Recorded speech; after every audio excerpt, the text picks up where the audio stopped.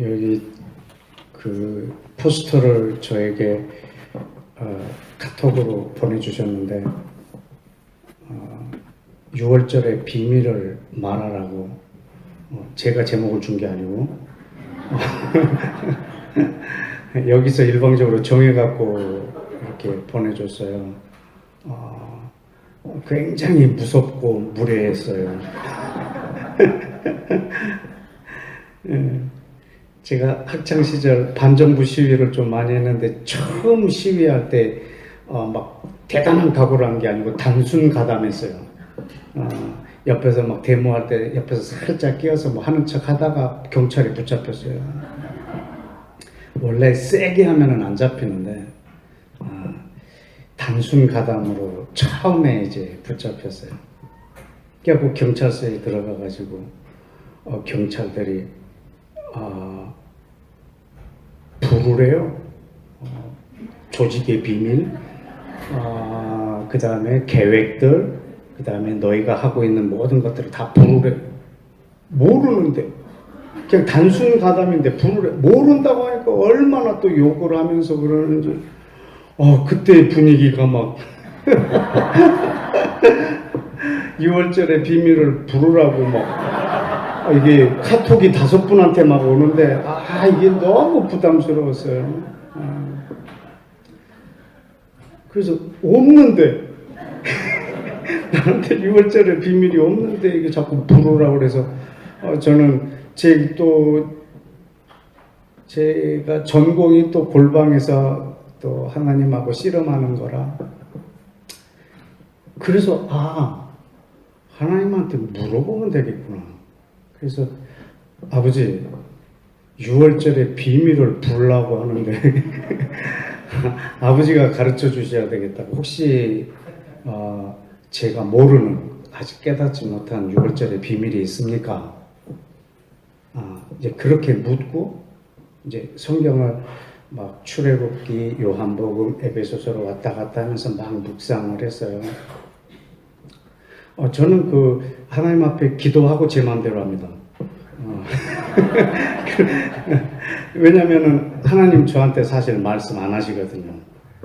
이것이 비밀이다 이렇게 말씀을 안 하시기 때문에 여쭙고 제 마음대로 합니다. 그러니까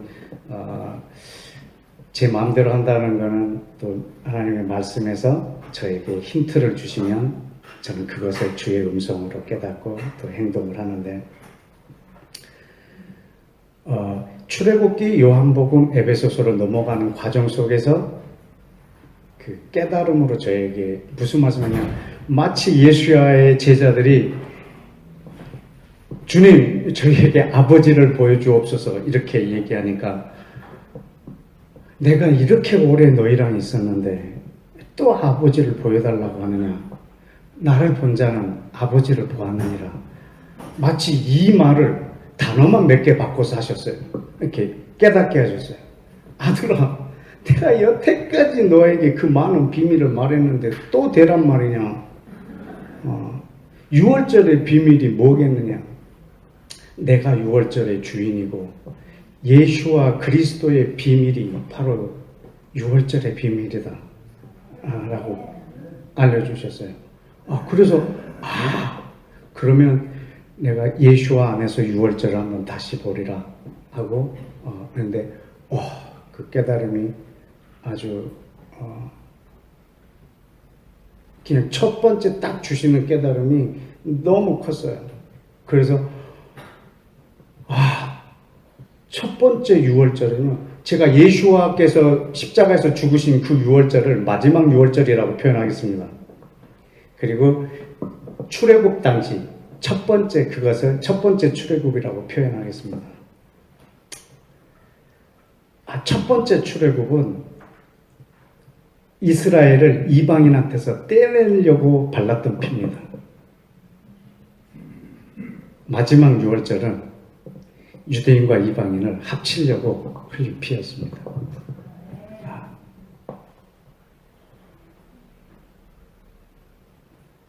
첫 번째 왜 피를 발랐냐면 이스라엘을 400년 동안 엉켜버렸거든요.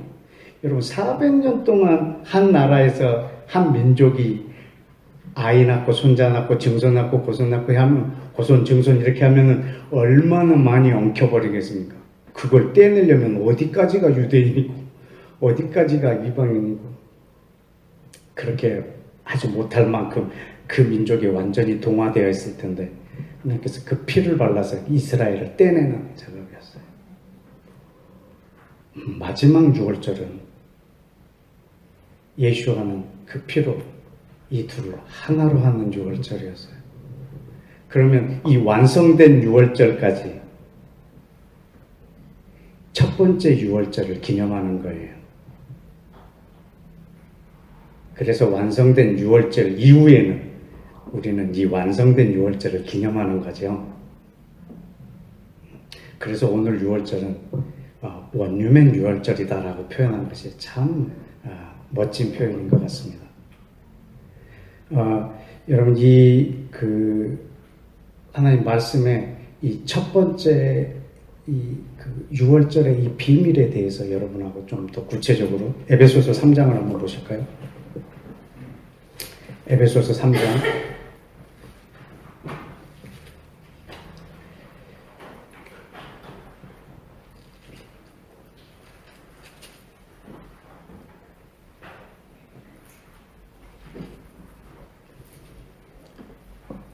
3절에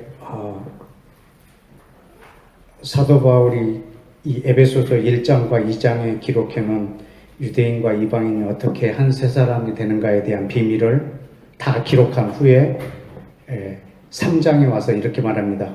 지금까지 말한 이 비밀을 내게 알게 하신 것은 계시로 말미암아 알게 했던 것을 기록한 것과 같다. 그것을 너희가 읽으면 내가 무엇을 깨달은 걸 알 수 있으리라. 무엇을? 그리스도의 비밀을 깨달은 걸 알 수 있으리라. 여러분, 이 그리스도의 비밀이 바로 유월절의 비밀입니다. 이 비밀이 뭐냐면 6절에 있습니다.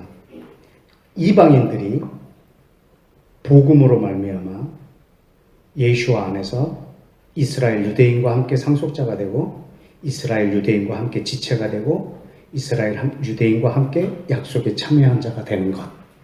여러분, 이것이 그리스도의 비밀입니다. 이것이 성경 전체의 내용이고요. 근데 이것을 여러분 언제부터 계획했느냐를 아셔야 돼요. 예수님이 죽으시고 유대인과 이방인을 하나 되게 하려고 했는가? 아니면 출애굽 때부터 이걸 계획하면서 하셨는가? 언제부터 이걸 계획하셨는가? 그것이 9절에 기록되어 있습니다. 언제부터요? 영원부터 만물을 창조하신 하나님 속에 감추어졌던 비밀을 이제 드러내신 겁니다. 여러분, 이 비밀이 유월절의 비밀이라고 하기에는 훨씬 전부터 갖고 계셨던 계획이라는 거죠. 11절에도 보면 영원부터 우리 주 그리스도 예수 안에서 예정하신 뜻대로 행하신 것입니다. 여러분, 그러면 이 유월절의 비밀은 사실은 출애굽부터 시작한 것이 아닐 겁니다. 왜냐하면 영원 전부터니까. 근데 영원 전은 성경에 기록이 잘 안 돼 있어요. 그러나 그것을 볼 수가 있어요. 왜냐하면 하나님이 이 이스라엘과 이방인이 함께 상속자가 되고 함께 지체가 되고 함께 약속에 참여하는 자가 되게 하는 것, 이 약속을 영원 전부터 계획하셨다면 처음 창조도 그것이 그 안에 있을 거고 아브라함을 선택할 때도 그 의미가 분명히 그 안에 담겨져 있을 거라는 거죠. 그러면 창세기 12장을 한번 보시겠습니다. 창세기 12장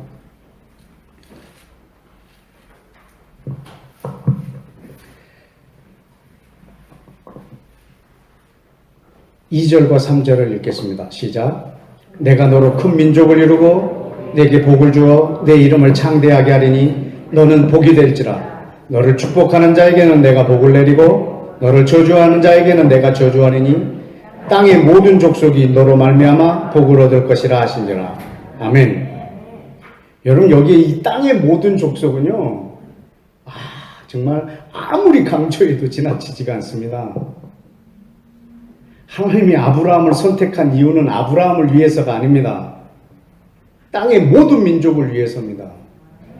실제로는 하나님이 아브라함을, 이스라엘을 짓이겨서 전 열방을 지금 취하고 싶으신 것입니다.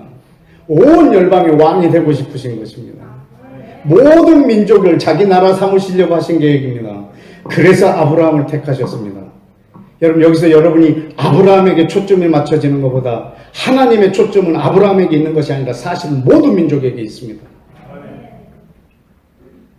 왜냐하면 아브라함을 선택한 이유가 이것이기 때문에 그렇습니다. 저 얼마 전에 이거를 보면서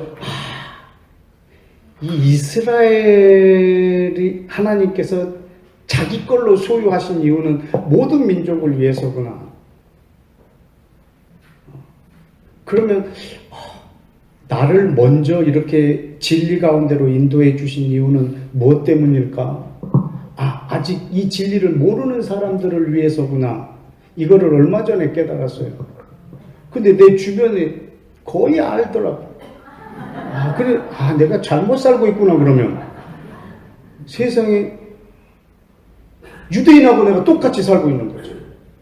유대인도 오직 자기만 위해서 살고 있는 거야. 이스라엘도 오직 우리 민족의 구원자, 우리 민족의 메시아. 그래서 쟤네들이 넘어져 있구나. 그러면 나도 자빠져 있구나. 왜? 이 진리를 모르는 사람 속에 있는 게 아니라 다 알고 있는 사람들 속에 있더라고요. 그래서 아는 사람들을 끊었어요. 그리고 지금 모르는 사람들 속에서 아주 그냥 좌충우돌을 하고 있습니다. 여러분, 하나님이 아브라함을 선택하신 건요, 모든 민족을 위해서예요. 여러분, 여기서 그 비밀이 있지 않습니까? 그리스도의 비밀. 아브라함 안에 모든 열방을 담으려고 하시는 하나님의 의도. 이게 지금 12장부터 있는 게 아니라 영원 전부터 있었던 것을 12장에 실행하고 계시는 장면입니다. 그럼 창세기 15장을 보실까요?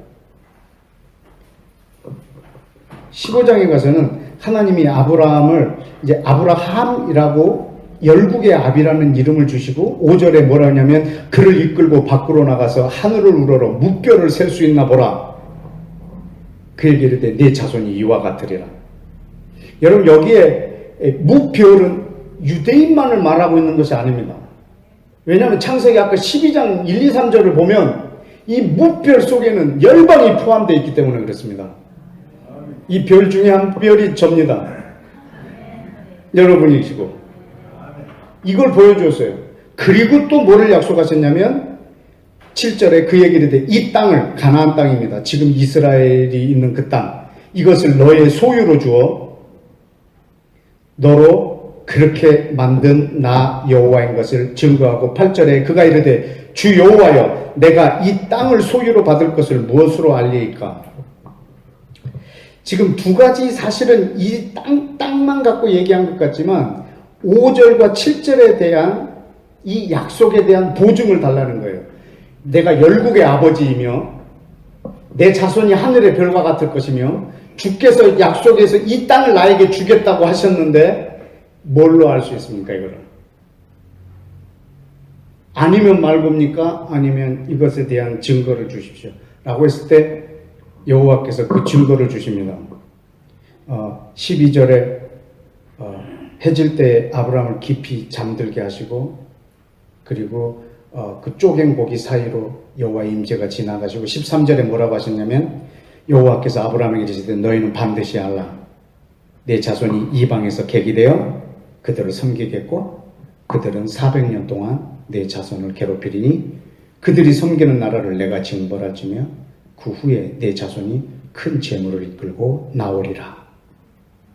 여러분, 이것이 무엇에 대한 보증이냐면 내 자손이 하늘의 별과 같고 네가 열국의 아비가 되고 이스라엘이 온 열방의 축복의 통로가 될 것, 그리고 이 땅이 너희에게 줄 것에 대한 보증입니다. 그것으로, 그 보증으로 주께서 출애굽을 400년 후에 시키십니다. 그래서 이 유월절 사건은 유대인 이스라엘 민족을 애굽에서 구출해냈다. 이건 굉장히 아주 좁은 의미의 아마 유월절일 것입니다. 하나님이 지금 영원전부터 갖고 계셨던 그 계획을, 그리고 아브라함에게 했던 이 약속을 성취하시는 아주 멋진 장면이기 때문에 그렇습니다. 첫 번째 유월절은 아까 말한 것처럼 하나님은 이 백성들을 이방인에게서 떼내셔야 합니다. 왜? 이들을 거룩한 나라로 구별해서 분리시켜서 이 나라를 보존하시고, 그리고 예수아가 이 땅에 오시면 그 피로 모든 열방을 이 이스라엘 안에 담으시려고, 그래서 하나의 나라로 삼으실 계획을 그분이 가지셨기 때문에 떼내셨어야 했습니다. 그리고 마지막 유월절, 예수와께서 완성하신 유월절은 그것의 완성은 그분이 재림하실 때 완성이 되겠지만, 그 출애굽 당시의 그 유월절에 대한 그림자는, 바로 본체는 예수와께서 어린 양이 되신 그 유월절이 될 것입니다. 근데 첫 번째 그 유월절은 이렇게 우슬초로 그 문지방하고 문인방, 저도 집을 제가 지으면서 인방과 설주를 알게 됐는데, 인방은 가로 기둥이고요, 설주는 세로 기둥이에요. 그래서 문 좌우 설주와 문 인방에다가 발랐다 보니까 이렇게 거꾸로 디귿자로 바른 거죠, 피를. 그렇게 피를 발라서 그 집 안에 있는 모든 사람들을 보호했습니다. 그래서 여기서 나가면 그는 보호가 되지 않습니다. 이 집 안에서 보호를 받을 수 있도록, 그 피의 보호를 받을 수 있도록 해놨습니다. 그걸 한번 출애굽기를 한번 먼저 찾아볼까요? 12장. 출애굽기 12장.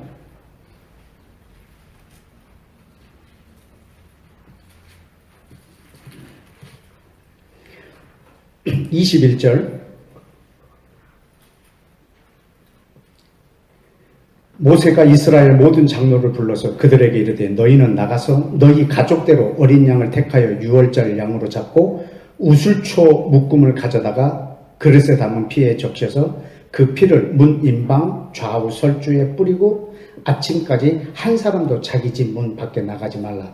여호와께서 애굽 사람에게 재앙을 내리려고 지나가실 때 문 인방과 좌우 문 설주에 피를 보시면 여호와께서 그 문을 넘으시고 멸하는 자에게 너희 집에 들어가서 너희를 치지 못하게 하실 것이니라.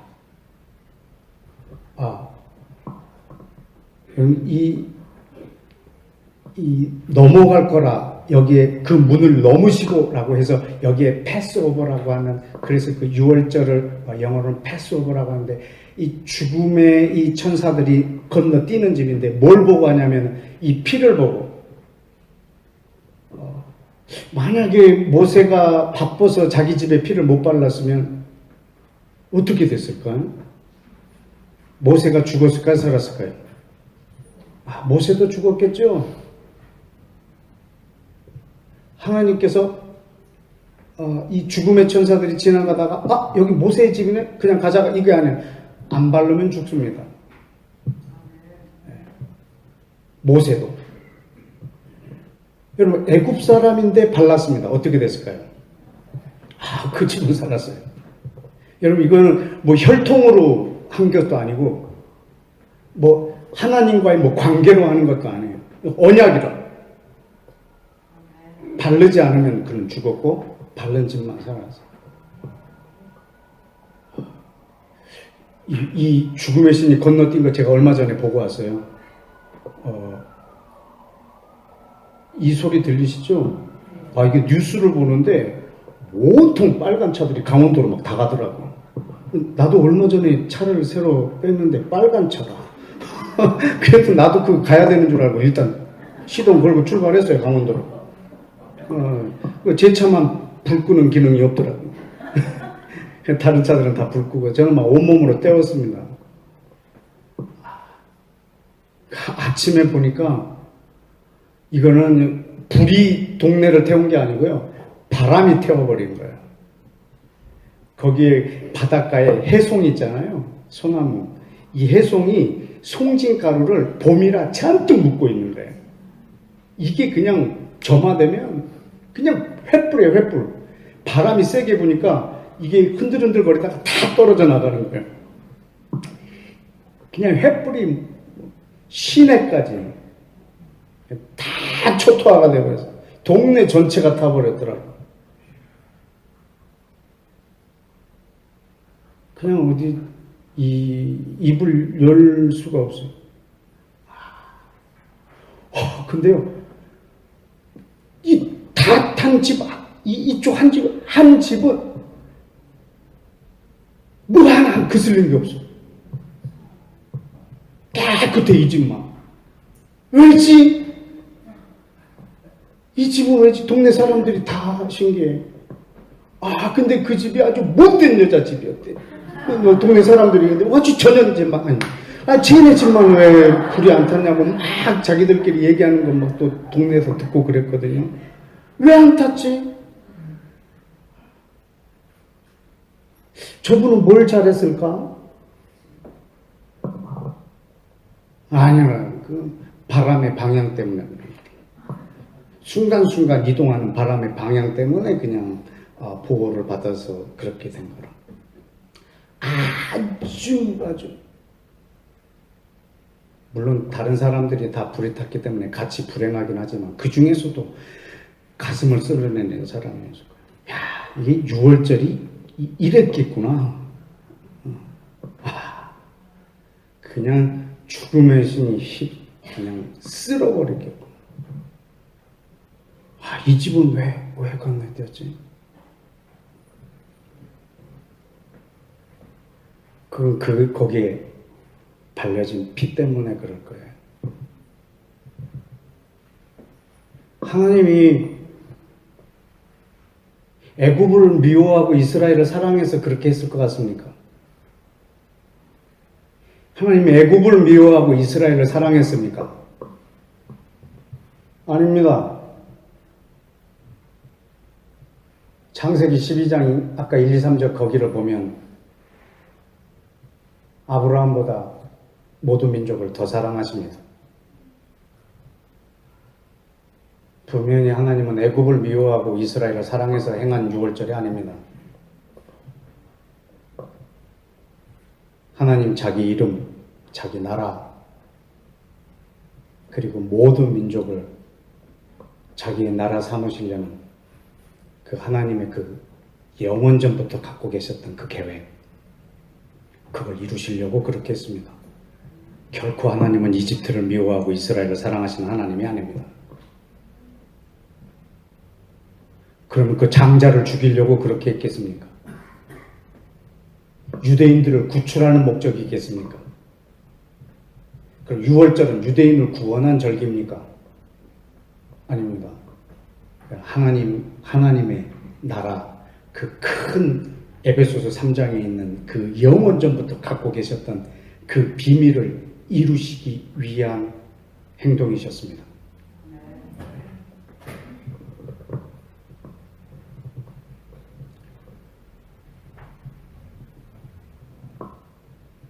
그 말씀을 어디에 기록해 놓냐면 11절에 기록해 놓으셨습니다. 출애굽기 11장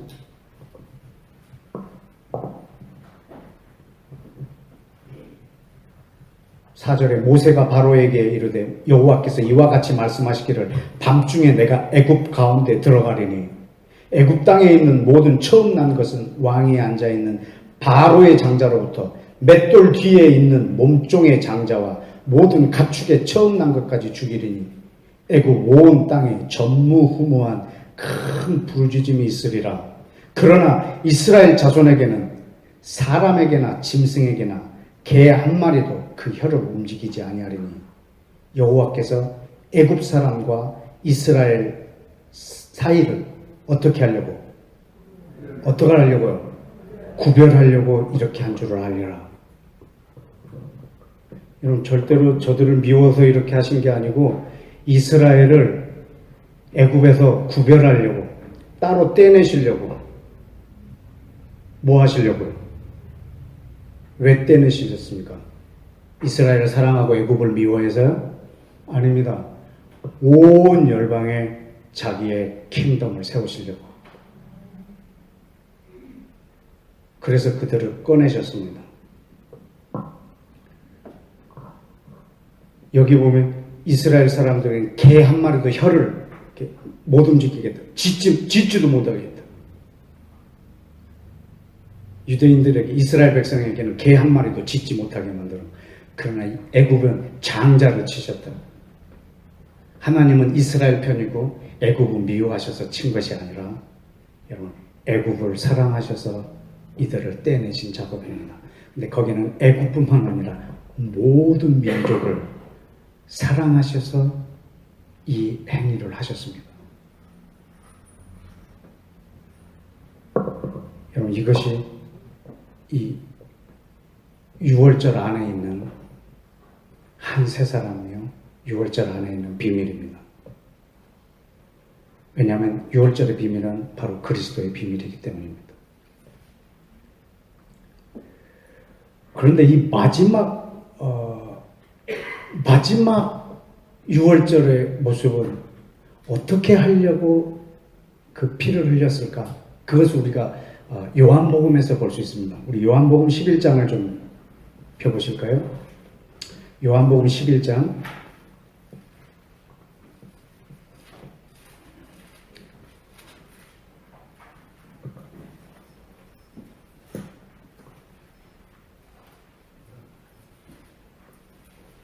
49절.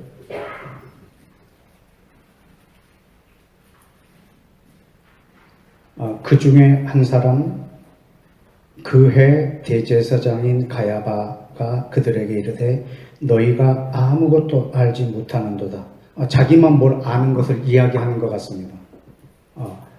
그 해 대제사장의 이 선포가요, 왜 중요하냐면 지금 예수와께서 이 부활절 어린 양이 되기 바로 직전에 선포하는 대제사장의 선포입니다. 그 해의 대제사장의 선포가 필요했습니다. 왜냐하면 예수와께서 첫 번째 6월절의 어린 양과 같이 마지막 완성하는 그 6월절의 어린 양이 되셔야 되는 것을 그 해 대제사장이 선포해야 되기 때문입니다. 그래서 그 사람의 입을 정치적인 상황으로 성령께서 열어버리셨습니다.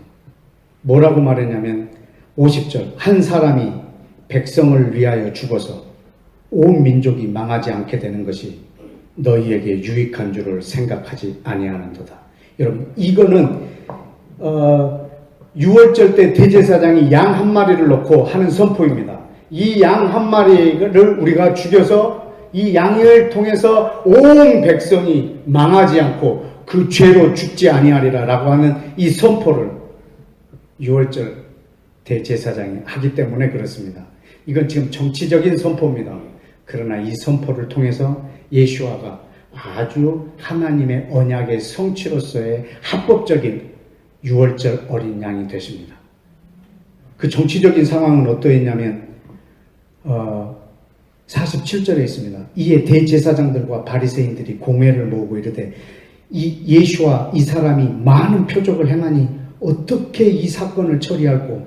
만일 저 사람을 그대로 두면 모든 사람이 그를 믿을 것이고 그러면 로마는 우리 땅과 민족을 빼앗아가리라.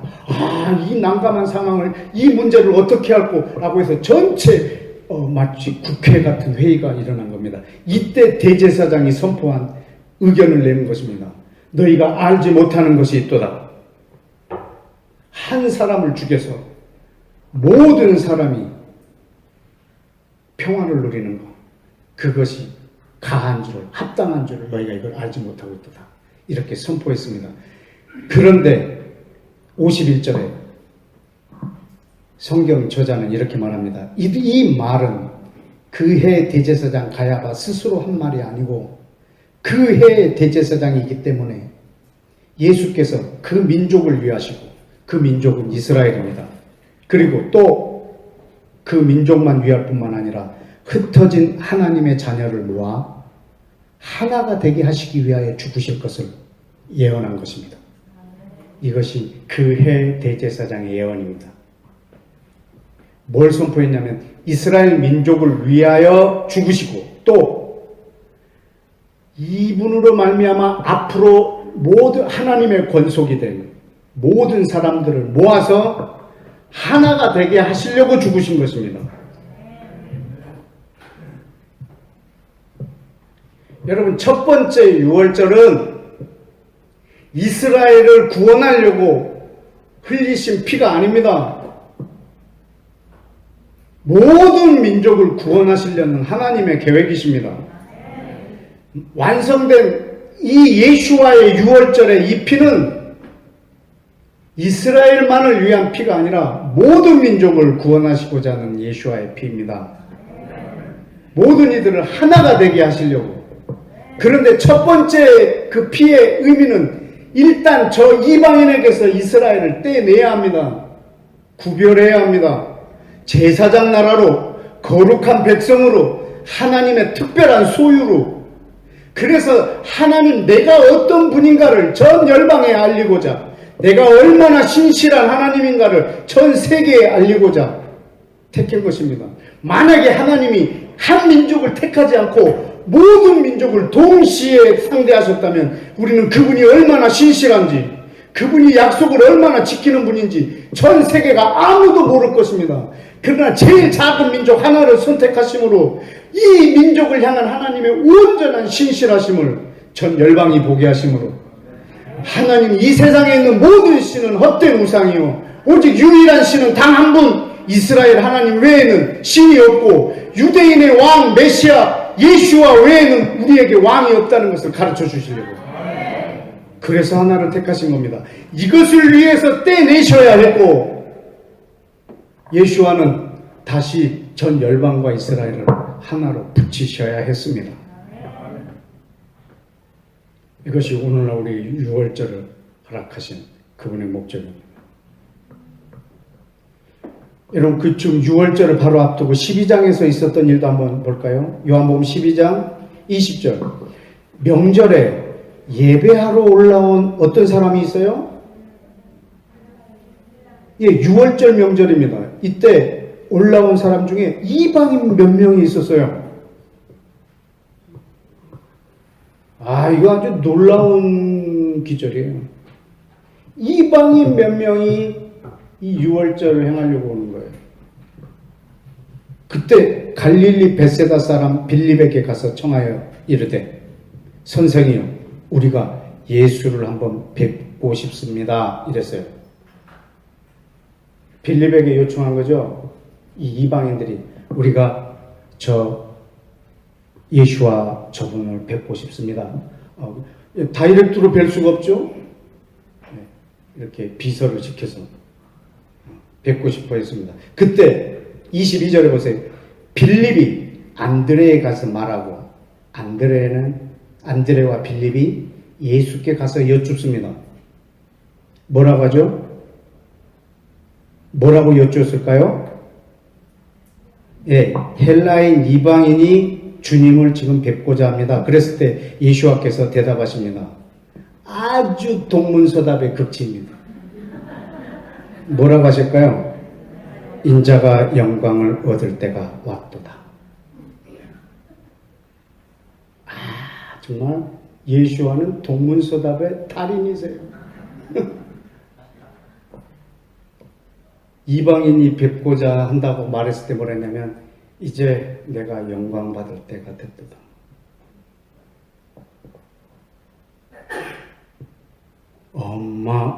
어마어마한 선포입니다. 왜죠? 이분이 이 나를 위해서 오셨기 때문입니다. 이것을 위해서 오셨기 때문입니다. 이것을 위해서 이제 죽으셔야 되기 때문입니다. 이 헬라인 이 사람은 누군지 모르겠는데 이방인의 아마 대표입니다. 근데 아주 사소한 범인일 겁니다. 하나님이 일하시는 거 보면 진짜 이 사람 누가 알겠어요? 이 사람이 지금 예수와의 죽음을 예비하는 이방인입니다.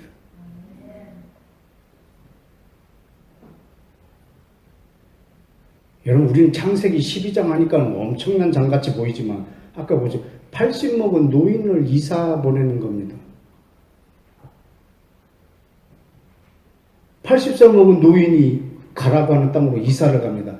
이게 하나님의 나라의 어마어마한 일입니다. 근데 가사에 보면 노인이 이사한 거예요. 여러분, 아무 일도 안 해요. 그냥 이방인이 예수님 한번 보자는 거예요. 그런데 이 사건은 엄청난 사건입니다. 아마 이 자리도 그런 자리인 것이 분명합니다. 여러분, 한 사람 한 사람이 하나님의 나라에서 엄청난 사람들일 겁니다. 입니다.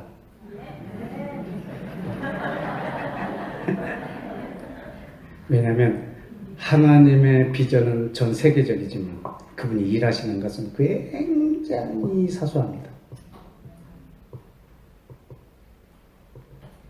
그래서 여러분이 놓치지 말아야 될 것은 큰 비전을 갖고 사소하게 사십시오. 그리고 사소한 것에 전부를 다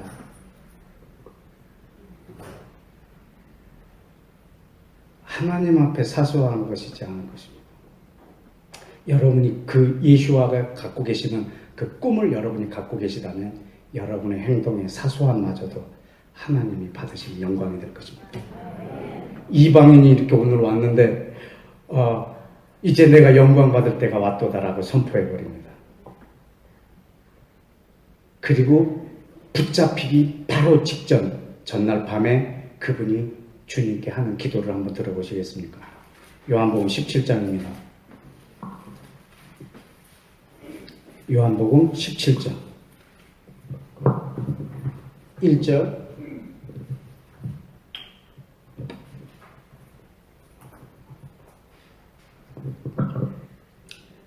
이 요한복음 17장 전체는요, 예수와의 기도입니다. 저는 이 한 장을 다 외웠어요. 왜냐면 나는 기도 사역자니까. 근데 재밌는 건 예수와의 기도는 어디에도 없어요. 오직 이 한 장 외에는 예수와의 기도가 없어요. 물론 한두 개 이렇게 있긴 있어요. 나사로 무덤 앞에서 아버지여 나의 기도를 들어주심을 감사합니다. 이 장면하고 아버지여 이 잔을 내게서 떠나게 해주십시오라고 하는 거하고 엘로이 엘로이 라마 사박다니 라고 하는 거, 요 몇 군데 이 기도 빼고는요, 주기도문은 예수님의 기도가 아니에요. 그거는 예수님이 우리에게 가르쳐 주신 기도지. 이분이 직접 하신 기도 말입니다. 이게 요한복음 17장 외에는 없어요. 그러니까 요한복음 17장을 여러분 자세히 보면 예수와가 누군 줄 알아요. 왜냐하면 여러분이 누군 줄 알고 싶으면 여러분이 뭘 기도하는지 보면 알아요. 내가 기도하는 그것이 접니다. 그러니까 예수와를 여러분이 알고 싶으면 요한복음 17장을 보셔야 돼요. 왜? 이분의 모든 마음의 소원, 이분의 아이덴티티, 이분의 어떤 그 하나님으로부터 받은 소명, 이런 모든 것이 기록되어 있는 게 요한복음 17장이에요. 그분의 소원, 그분의 기도가 이분이 무엇을 위해서 이 땅에 왔으며 자기가 무엇을 해야 되며 그리고 자기가 이루실 최종 목적은 뭔지를 정확하게 기록해 놓은 것이 요한복음 17장입니다. 그래서 저는 요한복음 17장을 저는 별명을 지어놨어요. 선글라스라고. 이 안경이라고. 요한복음 17장이라는 안경을 딱 걸고 창세기서부터 보셔야 돼요. 왜냐하면 창세기 1장부터 시작하면 여러분은 하나님에 대해서 오해하십니다. 왜냐하면 성경의 시작은 창세기 1장이 아니니까. 창세기 1장 1절 이전에 어떤 일이 있었던 것을 요한복음 17장에 기록해 놨으니까.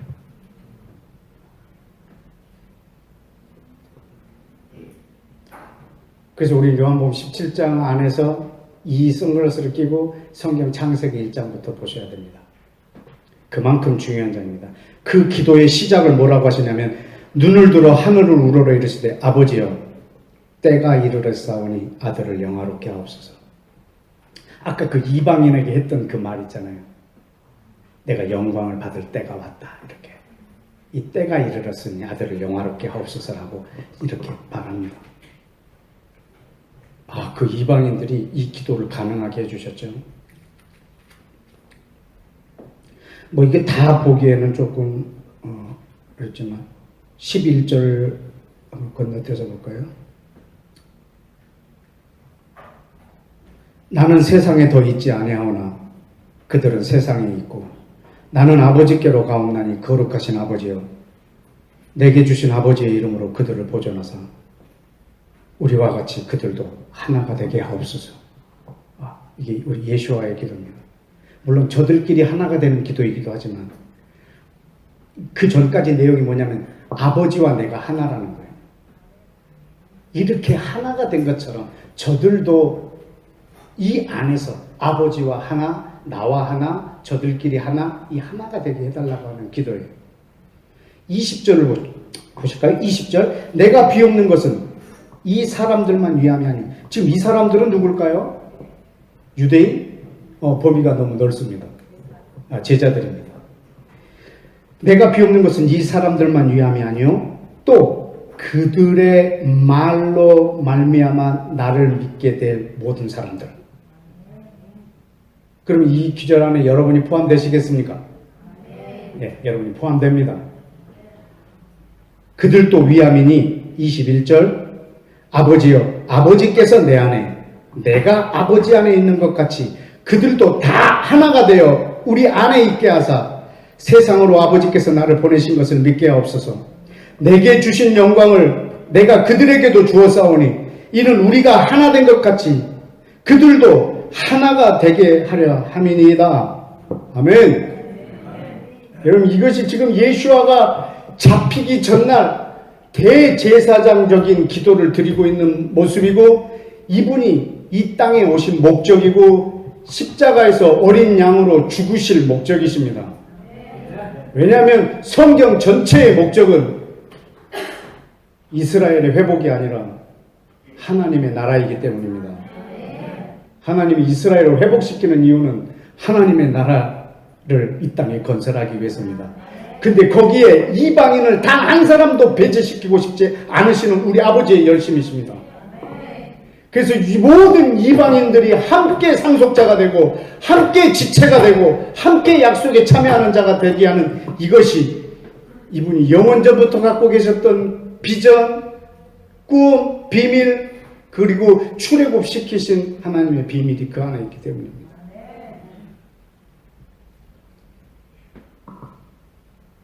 만약에 우리가 이방인과 유대인이 하나 되는 이것을 염두에 두지 아니하고 내가 유월절을 지킨다. 그러면 아무 의미 없는 것입니다. 마치 나는 하나님을 사랑하는데 예수님을 거절하고 미워하는 행위와 똑같습니다. 여러분 하나님을 사랑한다면 그는 예수와를 사랑할 것입니다.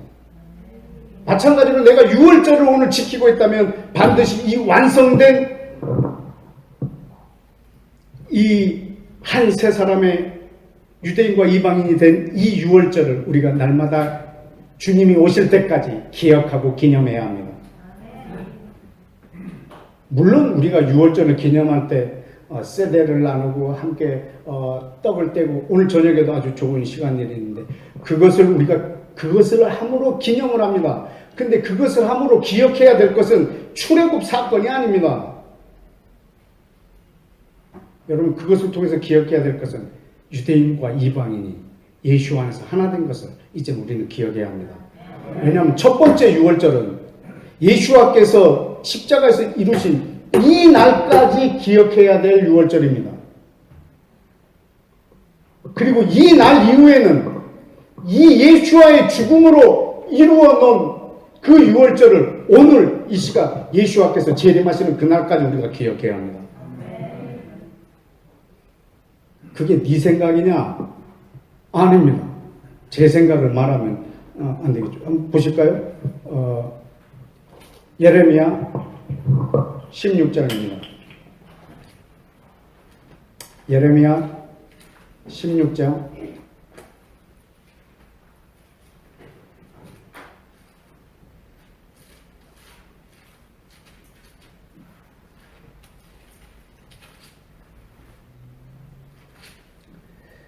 14절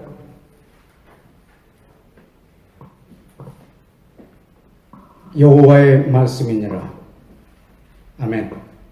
네. 지금 제가 설교하는 내용은 하나님의 말씀은 아닙니다. 이렇게 묵상을 해서 깨달은 제 생각이죠. 근데 이거는 하나님의 말씀입니다. 제 말은 별로 이렇게 안 들어도 이거는 정확히 들으십시오.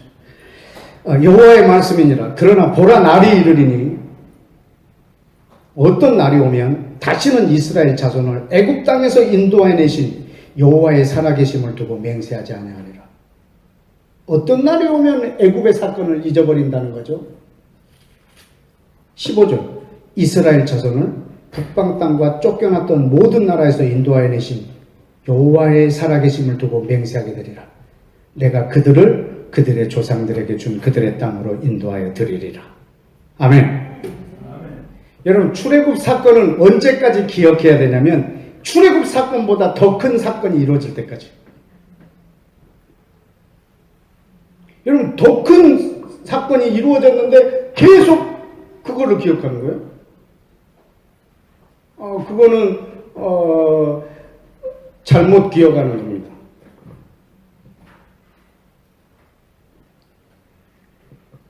유대인들은 하나님의 살아계심을 무엇으로 믿고 있냐면 출애굽 사건이 역사적 사실인 걸 통해서 하나님은 살아계시다고 믿고 있습니다. 그런데 어떤 날이 오면 너는 하나님의 살아계신 증거를 그걸로 두지 않으리라. 뭘로? 북방 땅 러시아와 흩어졌던 모든 세계에서 고토로 돌아오게 해서 그들을 자기 땅에 두게 하신 이 사건이 이루어지면 이 출애굽 사건보다 훨씬 큽니다. 출애굽은 200만입니다. 물론 바벨론 포로는 훨씬 더 작습니다. 그러나 1900년 만에 전 세계에 흩어져 있는 유대인들을 고토로 모으신 이 사건이 있은 다음에는 앞에 걸 기억하지 말라는 거죠. 그래서 저는 하나님의 살아계신 증거를 출애굽으로 보지 않습니다. 왜냐하면 사실 출애굽 때 제가 없었습니다. 그래서 진짜로 그게 사실인 건 믿긴 하지만 사실 실감이 안 납니다. 막 이렇게 막 쓴 나무를 먹고 뭐 양고기를 뜯는다고 해서 막 그게 느껴지거나 그러지 않습니다. 왜냐하면 내가 주먹밥을 먹었다고 해서 6.25가 막 실감 나진 않거든요. 그런 것과 같습니다.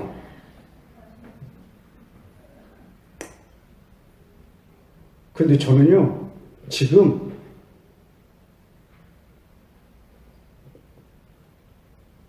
오늘 이 순간 우리 집 모든 식구들을 하나님이 죽이신다 해도 나는 하나님이 살아계시는 것을 흔들리지 않는 자신이 있어요. 뭐 때문에? 중동 땅에 이스라엘이라는 나라가 있기 때문에 그렇습니다. 난 저것이 지금 나에게는 하나님의 살아계신 증거입니다. 여기에 이렇게 기록해 되셨습니다.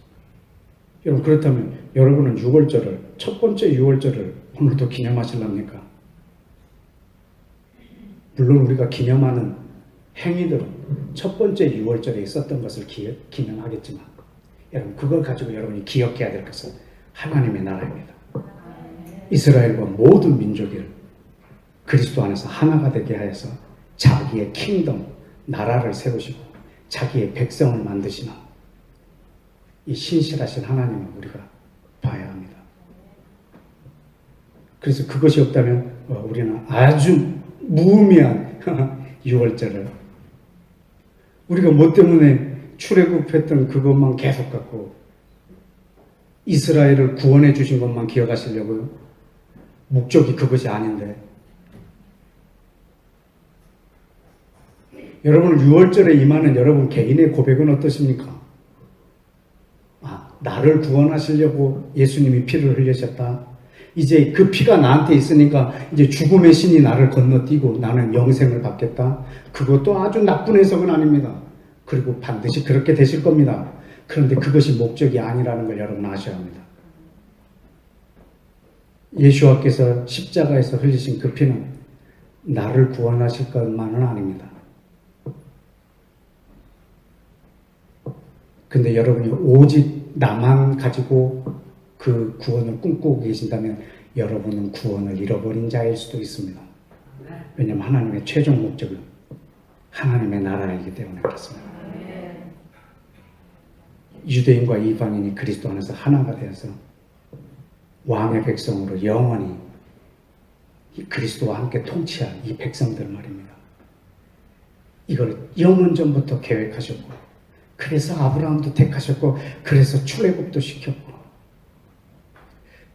그리고 지금 2000년 만에 저 중동에 이스라엘 나라도 세워놨습니다.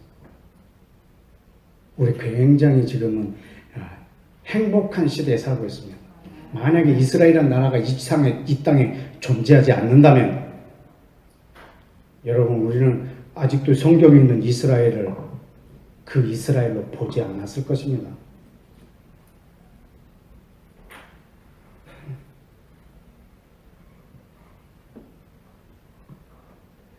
여러분 첫 번째 6월절 때는 어린 양의 피를 발랐습니다. 그러면 여러분 오늘은 21세기를 사는 오늘 우리들은 어떻게 이 피를 바를까요?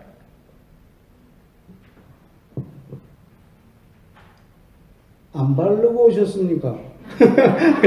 여러분 오늘 안 바르고 오신 분위기인데 여러분 오늘 6월절 모임에 있으면 여러분 피를 바르는 것이 지금 가장 중요한 일이지 않겠습니까? 여러분은 그 피를 바르셨습니까? 아멘. 아멘. 어디에 있습니까 그 피? 제가 그 피를 보관해 둔 데를 알고 있기 때문에 이렇게 당당하게 거만하게 지금 말하고 있는 겁니다. 그 피가 어디 있는 줄 알기 때문에. 그 저희 사역자 한 자매님이 계시는데 그분 아들은 그 엄마보다 믿음이 별로 없어요. 근데 아주 걔가 성숙한 말을 하더라고요. 엄마 예수님의 피 좀 그만 발라. 빈혈 일어나겠다고 그러더라고요. 매번 막 기도할 때마다 피 바르고 막 그러니까 예수님 빈혈 생기겠다. 그만 좀 바르라고. 사람들이 또 막 내 차 새로 이렇게 샀다고 하면은 막 다 타갖고 예수님의 피를 차에다 계속 발라. 그래서 이번엔 발라진 걸로 샀어요. 빨갛게. 그러니까 저분 예수님의 피 너무 아까운데 자꾸 차에다 바르고 그러니까. 그 피가 어디에 있냐 말이지. 이런 그 피를 보관해 놓은 데를 가르쳐 드리겠습니다. 에베소서 2장을 열어주실까요? 에베소서 2장.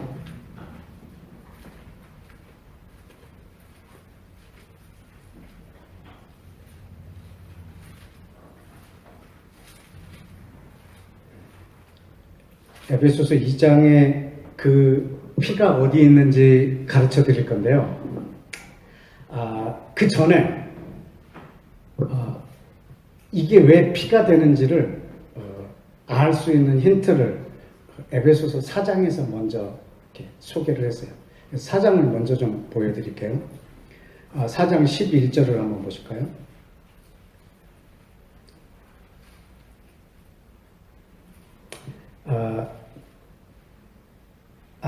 죄송합니다. 에베소서 4장이 아니고 요한 1서 4장. 거기에 힌트를 보고 그 다음에 에베소서 2장 보겠습니다. 요한 1서 4장 11절.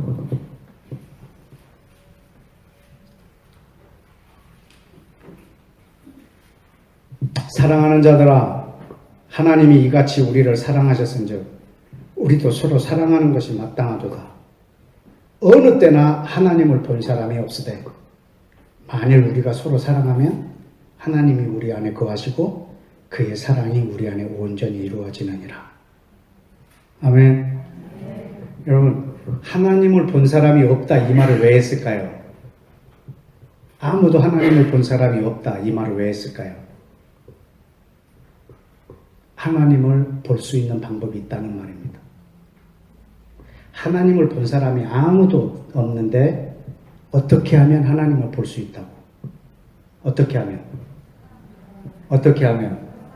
오케이, 서로 사랑하면. 그럼 하나님이 어디에 계실까요? 네, 서로 안에. 네. 여러분, 하나님은 보이지 않으세요? 근데 어디에 계시냐면 이분이 서로 안에.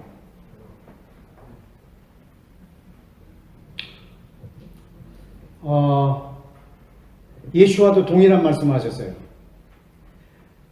내가 새 계명을 너희에게 주노니 너희가 서로 사랑하라. 너희가 서로 사랑하면 사람들이 그 안에서 나를 보게 되리라. 이 말을 다른 말로 너희가 내 제자인 줄 알리라. 너희가 내 제자인 줄 알리라. 이 말은요, 어떤 사람이 서로 막 사랑하면 그 사람을 보고 예수와가 땅에 계셨으면 저렇겠구나. 이게 제자라. 그래서 저 사람을 통해서 누구를 본다고요, 사람들이? 예수와를. 그래서 예수와는 승천했기 때문에 보이지 않으세요. 근데 어디에 계신다고요? 서로 안에. 거기에 예수와가 계시고 하나님이 계십니다. 아멘? 네. 그러면 피가 어디 있는지 이제 설명하는 데 엄청 쉬워졌습니다. 에베소서 2장을 보십시오.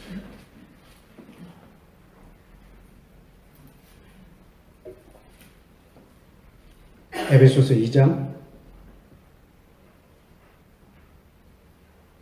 11절. 그러므로 생각하라. 이방인 너희는 예수와를 믿기 전 그때 육체로는 이방인이었고 손으로 육체에 행한 할례를 받은 무리라 칭하는 자들, 유대인으로부터 너희는 할례를 받지 않은 무리라 칭함을 받은 자들이었다. 예수와를 믿기 전에 너희 이방인은 그리스도와 상관없는 자였고 이스라엘 나라 바깥에 존재하는 사람이었고 약속과 언약에 대해서는 외인이었고 세상에서는 아무 소망도 없었고 하나님하고 관계도 없는 자였다. 이게 우리입니다. 이게 우리 실존입니다. 이방인들. 그런데 이제 전에 멀리 있던 너희 이방인들이 그리스도 예수 안에서 그리스도의 피로 이스라엘과 유대인과 가까워졌느니라. 아멘. 그는 우리의 화평이신지라 둘로 하나를 만드사 중간에 막힌 담을 육체로 하시고 법조문으로 된 계명의 율법을 폐하셨으니 이는 이 둘로 자기 안에서 원룸에 한 세 사람을 지어 화평하게 하셨습니다. 여러분, 전에 멀리 있던 우리를 그리스도 피로 가깝게 해놨습니다. 그러면 이들이 멀리 있으면 이 피는 없어질 것이고 가까이 오면 피가 살아날 겁니다. 그 피를 여러분이 오늘 발랐느냐 이겁니다. 여러분, 예수와의 피는 어디에 있냐면 유대인과 이방인 사이에 있습니다. 그 피를 오늘 여러분에게 발랐느냐 이겁니다.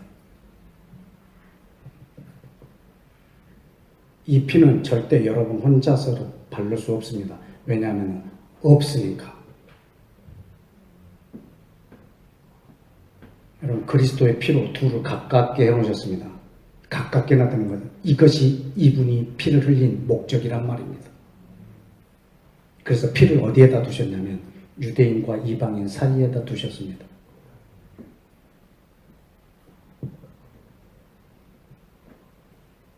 이걸 여러분이 오늘 바르셨냐 이겁니다. 이 피 바른 사람 몇 사람 좀 보여드릴까요? 구약 성경에서 여호수아 2장을 한번 보십시다. 여호수아 2장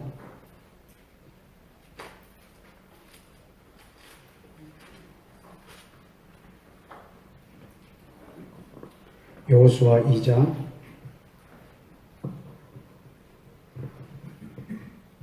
12절 여기는 그 기생 라합이 이 여리고 정탐꾼을 숨겨준 사건입니다. 그랬을 때 11절에 12절에 11절부터 볼까요?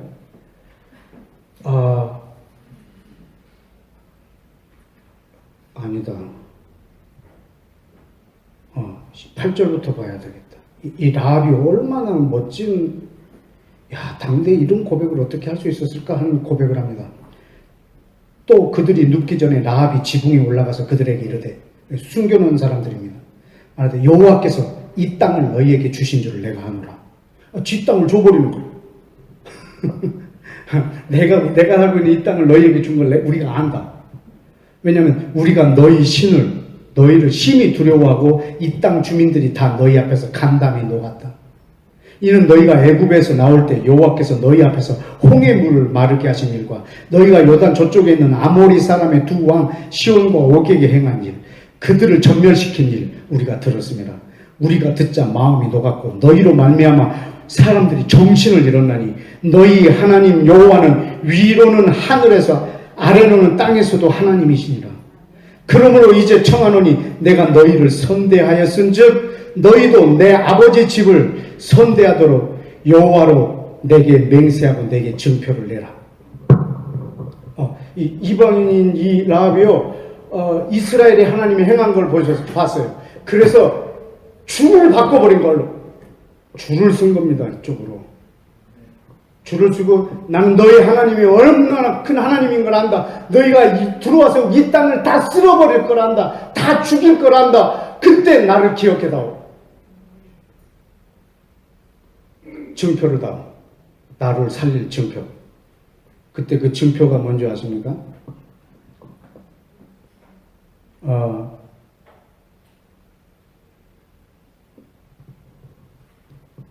10 라합이 그들의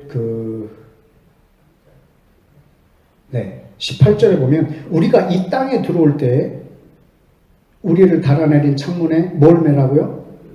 붉은 줄을 매라. 그럼 내 부모와 형제와 내 아버지 가족을 그리고 다 어디에 모으라? 집안에 모으라. 아까 그 6월절하고 똑같아요. 만약에 이 집에서 나와 있으면 장담 못 하겠다는 거죠. 그러나 밧줄을 내리고 빨간 줄을 내리고 그 안에 다 있으라고.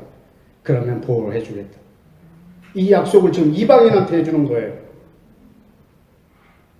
그리고 아주 놀라운 말을 합니다. 14절에 그 사람들이 그에게 이르되 네가 우리의 이 일을 누설하지 아니하면 우리의 목숨으로 너희를 대신할 것이요 여호와께서 우리에게 이 땅을 주실 때 뭘로 너를 대우하리라? 뭘로 대우하리라? 인자하고 진실하게 대우하리라. 여기 여러분 이게 부사로 표현되어 있지만요, 이건 어마어마한 명사입니다. 예수화입니다. 여러분 요한복음 1장 14절에 보면 말씀이 육신이 되어 우리 가운데 거하시매 우리가 보면 하나님의 독생자의 영광이요 은혜와 진리가 충만하더라. 에메드 헤세드, 진리와 은혜. 이분이 언제 자기를 소개했냐면 모세가 하나님의 영광을 보여달라고 할 때 그를 가리고 지나가시면서 한 말입니다. 나는 여호와라, 여호와라. 은혜와 진리. 그 구약에서는 인자와 진실로 표현해놨습니다. 은혜와 진리가 충만한 나 여호와라. 여러분 이 룻에게 예수와를 선포하고 있는 장면입니다. 그리고 그 집에 붉은 줄을 내려서 이 집을 보호해 줍니다. 여러분 이 피가 오늘 이방인인 여러분에게 있느냐 말입니다. 또 하나를 보실까요? 여호수아 사사기 다음에 룻기 2장 8절에 여러분 룻은 어떤 일을 행하는 줄 아시죠? 두 자부인데 하나는 그냥 자기 민족의 이방 신한테 가버렸고 룻은 자기 어머니를 따라서 어머니의 하나님이 내 하나님, 어머니의 백성이 내 백성이 돼서 자기가 이스라엘 안으로 들어와 버린 이방인 여자입니다. 그 여자에게 뭐라고 말하냐면 마치 그 여자가 만난 이 보아스, 예수와의 상징적인 인물인 보아스가 8절에 2장 8절에 룻에게 이렇게 말합니다. 보아스가 룻에게 이르되 내 딸아 들으라. 이삭을 죽으러 다른 밭으로 가지 말며 여기서 떠나지 말고 나의 소년들과 함께 있으라. 이게 아까 에베소서 3장에 있는 그 공동 소유입니다. 공동 상속. 함께 참여합니다. 함께 지체가 됩니다. 다른 데 가지 마라. 여기 있으라. 그리고 그 밭을 베는 자들에게 말합니다. 내가 그 소년들에게 명령하여 너를 건드리지 말라 하였느니라. 목이 마르거든 그릇에 가서 소년들이 기러온 것을 마실지니라. 이것이 이들의 유산을 함께 소유하고 있는 장면입니다. 그때 룻이 엎드려서 이해할 수 없어서 말합니다. 얼굴을 땅에 대고 절하며 그에게 이르되 나는 이방 여인인데 어찌 당신이 내게 이렇게 큰 은혜를 베푸시며 나를 돌보시나이까. 11절 보아스가 그에게 이르되 네 남편이 죽은 후로 네가 시어머니에게 행한 모든 것과 네 부모와 고국을 떠나 전에 알지 못하던 백성에게로 온 일을 내가 분명히 알려줬느니라. 여호와께서 네게 행한 일을 보답하시기를 원하며 이스라엘 하나님 여호와께서 그의 날개 아래 보호받으러 온 네게 상 주시기를 원하노라. 아멘. 여러분 이것이 유대인과 이방인 사이에 생기는 그 피입니다. 이 피의 보호, 그 날개 아래 보호를 받은 이방인의 모습입니다.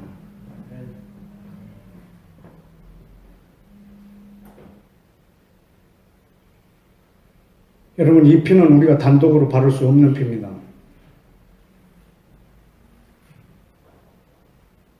하나님이 왜 이스라엘에게 구원을 베풀었는지 아십니까? 그걸로 모든 민족이 하나님이 참 하나님인 것을 알아서 모든 사람들이 그분을 일컬어 주 여호와여, 주님은 만군의 여호와, 당신은 이스라엘의 하나님이십니다. 이렇게 고백하게 하려고. 그 고백을 여러분이 하실 때 여러분에게도 그 피가 살아납니다. 그 피가 일어납니다. 마치 안 보이는 하나님이 보이는 것처럼, 마치 안 보이는 예수와가 나타나신 것처럼 여러분 그 유대인과 이방인 사이에 그 사랑이 이 피가 있게 할 것입니다. 여러분 오늘 이곳은 여러분이 6월절 절기를 지켰다고 해서 피가 있는 것이 아니고 정말로 하나님이 계획하신 그 언약, 이건 여러분 상식으로 이해하면 안 됩니다.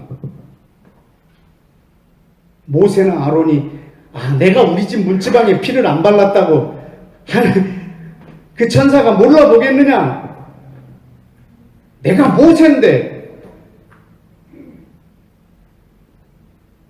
죽습니다. 왜냐하면 인정사정으로 봐주는 게 아니라 언약으로 행하는 거기 때문입니다.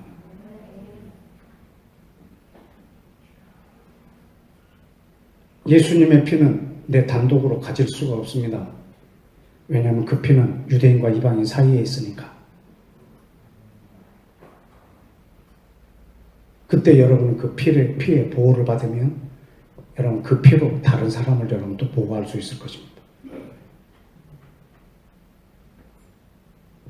아까도 얘기했지만 제 말은 하나님의 말이 아닙니다. 그냥 제가 깨달은 것을 말한 것 뿐입니다. 여러분이 하셔야 될 것은 저 친구의 말이 맞는가 안 맞는가 여러분이 말씀으로 다시 한번 묵상하셔야 합니다. 그래서 이 말씀하고 저놈의 말하고 충돌하면 저를 버리면 됩니다. 그러나 맞다면, 아멘이 된다면 여러분은 생을 걸어야 할 것입니다. 믿는다는 것은 내 목숨을 건다는 것입니다.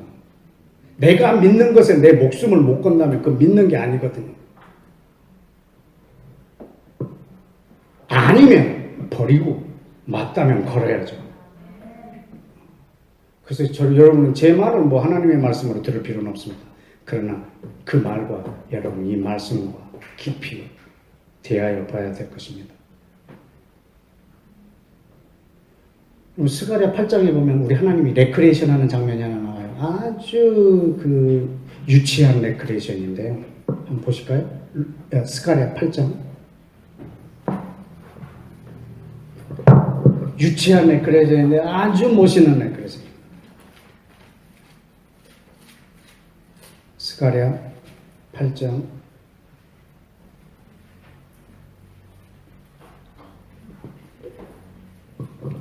20절. 만군의 여호와가 레크레이션 강사입니다. 지금 만군의 여호와가 이같이 말하노라. 다시 여러 백성 많은 성읍의 주민들이 올 것이고 이 성읍 주민이 저 성읍에 가서 이르기를 우리가 속히 가서 만군의 여호와를 찾고 여호와께 은혜를 구하자 하면 나도 가겠노라 하겠으며 많은 백성과 강대한 나라들이 예루살렘으로 와서 만군의 여호와를 찾고 여호와께 은혜를 구할 것이라. 만군의 여호와가 이같이 말하노라. 제 말이 아니고 여호와의 말입니다.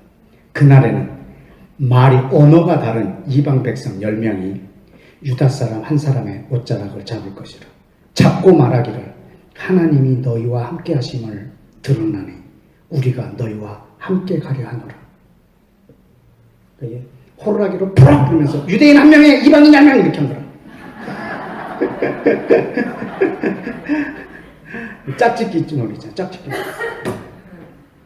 유대인 한 명에 이방인 한 명 그러면 막 소리 지르면서 근데 그때 찾으면 늦습니다. 누군지 모르니까 이 짝짓기라는 이방인 10명이 유대인 한 명의 옷자락을 잡고 내가 너희와 함께 가리라. 루처럼 라합처럼.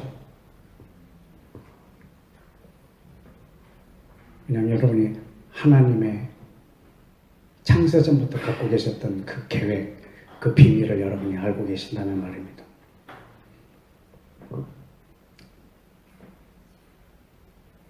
아까 우리 예배팀이 막 찬양할 때 그냥 전기 오는 것 같았어요. 찬송과 찬양을 별로 안 하는데요. 저는 찬송. 하나님의 나팔 소리 천지 진동할 때에 예수 영광 중에 구름 타시고 천사들을 세계 만국 모든 곳에 보내어 구원 얻을 성도들을 모으리. 아까 이 찬양을 하는데요. 이 파노라마가 그냥 내 머릿속에서 펼쳐지는데 이 천사들이 누군 줄 아세요? 출애굽할 때 장자 죽이러 다니던 천사였어요.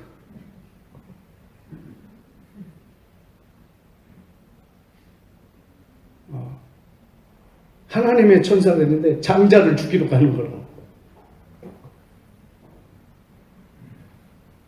그리고 마지막에 이제 구원 얻을 성도들을 모으려고 전 세계에 다녔는데 그 전에 한 번 더 다녔어요. 아까 그걸 알게 됐어요. 한 번 더 다니는 장면을 내가 찬송 중에 봤거든요. 언제 다닌 줄 아십니까? 땅 끝에 있는 유대인들을 모으려고. 그때 이 천사들이 웃디다 울면서 찾아다녔습니다. 근데 이 마지막 때 나팔 불 때 그때는요 천사들이 굉장히 기쁨으로 모으더라고요. 그냥 이게 제 생각의 그림인지 어떤 파노라마인지 모르겠지만 마지막에 천사들이 찾으러 다니는 그때는 죽이러 다닌다기보다는 구원 얻을 성도들을 모을 공중에서 주와 함께 그 주님을 영접하게 될 거라고 아까 우리가 노래를 하면서 아주 전율이 일어났어요.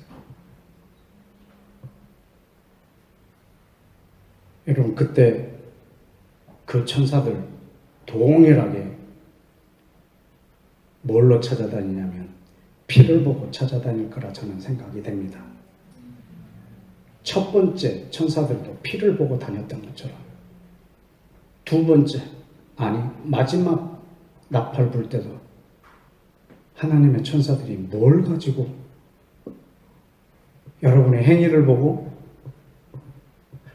아니면 여러분의 신분을 보고 아니면 여러분의 혈통을 보고 찾아다닐 것 같지는 않습니다. 왜냐하면 첫 번째 출애굽 때도 혈통 안 봤거든요.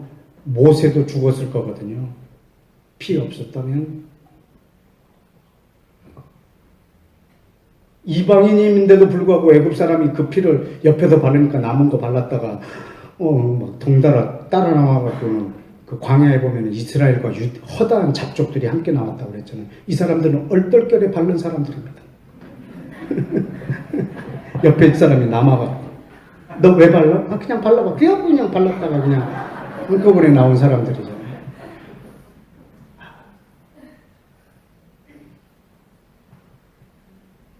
여러분,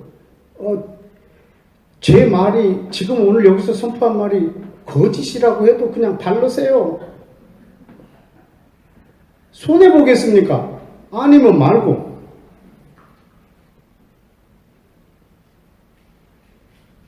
그런데 진짜이면 어떻게 하시려고?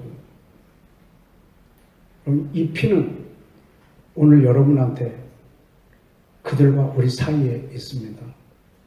전 여러분이 그 피를 여러분에게 그렇게 아름답게 바르시기를 바랍니다. 모은다, 천사들을 보내서 모은다. 참 감격스러운. 이사야 한번 보실까요? 이사야 지금 생각난 건데, 이사야 56장입니다.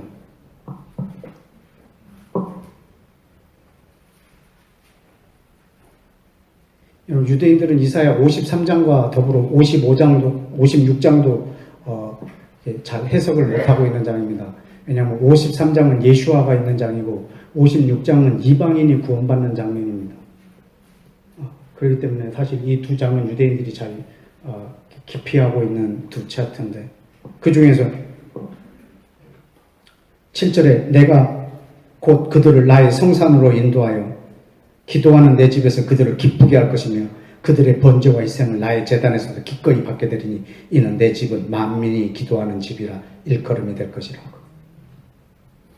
이스라엘의 쫓겨난 자를 모으시는 주 여호와가 말하노라. 내가 이미 모은 백성 이스라엘 외에 또 모아서 그에게 속하게 하리라. 아멘. 흩어져 있는 유대인들을 고토로 모으신 이 여호와가 말합니다. 이 모은 이 백성들 외에 또 모아서 그에게 속하게 하겠다. 이것이 이사야 선지자의 예언이고, 마지막에 천사들을 보내서 하나님께서 그렇게 행하실 것을 저는 믿습니다. 아멘. 저는 오늘 그 피가 이 웨스트 채플 안에, 그리고 이곳에 모인 여러분 안에, 그리고 오늘 하루 종일 이 자리에 흥건하기를 축복합니다. 기도하겠습니다.